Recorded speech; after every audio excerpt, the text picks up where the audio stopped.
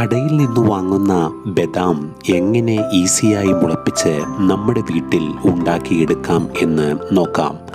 ഇതിനായി റോസ്റ്റ് ചെയ്യാത്ത ബദാം വാങ്ങി 3 ദിവസം വെള്ളത്തിൽ കുതിർത്തി വയ്ക്കുക. അതിനുശേഷം ഇതേപോലത്തെ ഉള്ളൊരു ടിന്നിൽ ടിഷ്യൂ വെച്ചതിന് ശേഷം ബദാം വെച്ച് ഫ്രിഡ്ജിൽ 3 ദിവസം സൂക്ഷിക്കണം.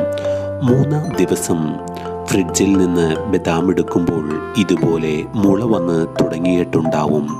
പിന്നീട് ഈ ബദാം ചകിരിച്ചോറിലേക്ക് വയ്ക്കാവുന്നതാണ്. 10 മുതൽ 15 ദിവസങ്ങൾക്ക് ശേഷം ബദാം വളർന്ന് ഇലകൾ ഇതുപോലെ വന്നു തുടങ്ങുന്നു. കുറച്ച് മാസക്കാലത്തെ ശ്രമത്തിന് ശേഷമാണ് ഈ വീഡിയോ ഷൂട്ട് ചെയ്യാൻ കഴിഞ്ഞത്. അതുകൊണ്ട് തന്നെ വീഡിയോ ലൈക്ക് ചെയ്യാൻ മറക്കരുത്. ഇതിനെക്കുറിച്ച് കൂടുതൽ അറിയുവാൻ ചാനൽ സന്ദർശിച്ച് വീഡിയോ കണ്ടാൽ മതിയാകും.